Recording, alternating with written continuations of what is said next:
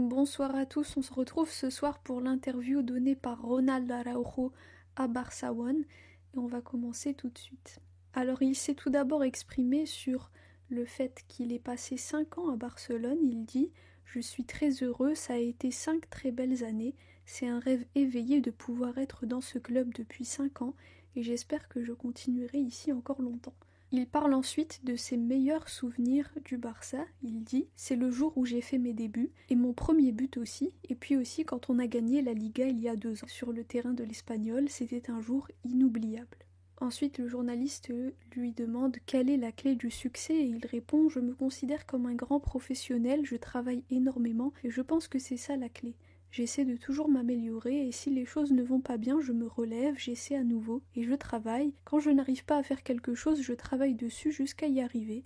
Et c'est ça qui m'a aidé à être là où je suis aujourd'hui. » Ensuite, il parle de ses débuts et il dit « Faire ses débuts avec le Barça, c'est un moment unique, surtout pour moi qui viens d'un village. Ceux qui n'ont pas vu le documentaire, je vous invite à le regarder parce que ça explique bien qui je suis. C'était un moment incroyable, jouer aux côtés de Messi, de Suarez, de tous ces cracks que tu voyais à la télé. C'est énorme. » Ensuite, il a parlé de son adaptation à l'équipe première et il dit « Petit à petit, tu t'adaptes à l'équipe première, tu commences à jouer plus de matchs, tu apprends beaucoup de choses, tu as plus de responsabilités. Tout est allé très vite, mais j'ai bien profité de chaque moment, toujours avec beaucoup de responsabilités. » Ensuite, il a parlé de son premier but en Blaugrana et son but lors du Classico gagné 4-0. Il dit tout d'abord « C'était incroyable contre Valence, c'était le but du 2-1 je crois, je ne sais plus comment le ballon est arrivé sur moi, mais j'ai saisi l'opportunité, j'ai tiré et j'ai marqué, c'était énorme, j'ai couru pour célébrer avec Léo. Le titre qu'on a gagné cette année-là, c'était très beau aussi, c'était mon premier. Gagner un titre, ça t'apprend aussi beaucoup de choses, ça te fait grandir et profiter. Concernant le Classico, c'était un match spectaculaire de l'équipe, on ne savait pas trop ce qui pouvait arriver, mais l'équipe a toujours été confiante et on a fait un match complet et j'ai marqué un but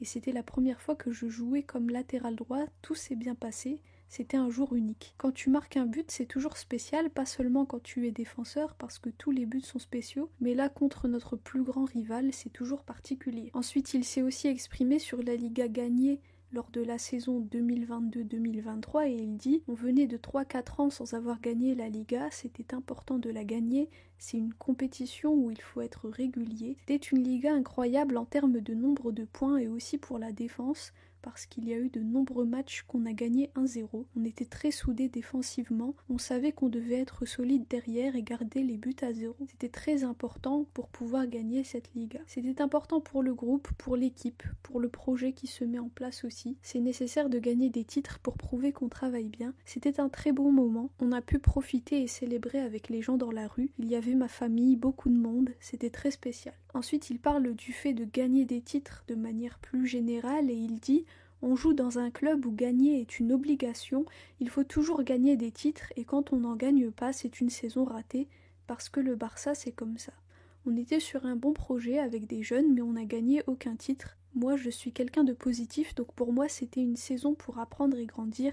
C'est pareil pour les plus jeunes. Les mauvais moments qu'on a passés la saison dernière vont leur servir à s'améliorer cette saison, donc ça nous sert de leçon. Nous voulons tous gagner la Ligue des Champions, c'est notre plus grand objectif, c'est la prochaine étape, c'est le titre qui me manque dans ma carrière et je vais tout donner pour pouvoir le gagner. » Il parle ensuite de comment va sa blessure et de la récupération. Il dit « Je vais bien, je vais mieux, je suis content. Ça n'a pas été une période facile, mais j'ai beaucoup appris sur le plan physique et mental aussi. Je suis content de comment ça avance, comment je récupère, j'ai eu du temps pour m'organiser et bien travailler sur mon physique.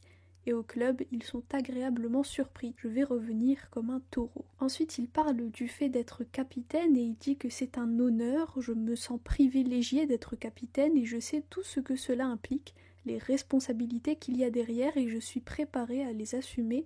Les choses viennent naturellement, je pense que ça fait partie de mes traits de caractère d'être un leader. J'essaie de bien faire les choses, de prendre des nouvelles de tout le monde, de savoir comment ils vivent, savoir si tout se passe bien pour eux.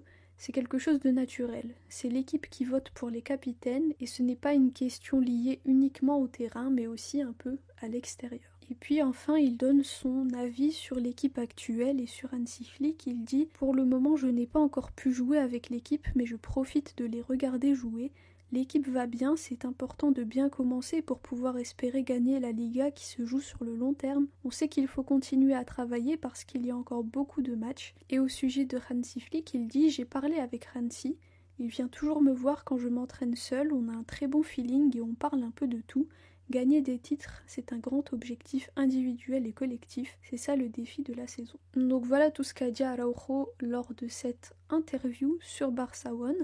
Alors il a parlé de son documentaire, je ne sais pas si vous vous en souvenez, mais il y a quelques mois en arrière, donc lors de la saison dernière, il y a un documentaire effectivement qui s'appelle Origine, qui est sorti, et qui retrace en fait un peu la vie d'Araujo. Je l'ai regardé cette semaine d'ailleurs, et vraiment je vous le conseille parce que déjà les images sont extraordinaire, il est très bien fait ce documentaire et puis ça nous permet aussi d'en connaître un peu plus sur la vie du joueur, sur d'où il vient et effectivement c'est impressionnant parce que Ronald il a grandi dans une zone rurale en Uruguay, ses parents avaient une ferme, ils habitaient dans une toute petite maison, c'était vraiment des conditions assez difficiles, c'est vraiment impressionnant et beau de voir comment est-ce qu'il a réussi à arriver où il est arrivé aujourd'hui et puis on voit aussi son attachement à la religion, à Dieu, etc. On voit aussi cela dans le documentaire parce qu'il repart dans l'église où il allait quand il était plus jeune. Donc voilà, si vous l'avez pas vu, je vous conseille de le regarder. Il est disponible sur le site Barça One.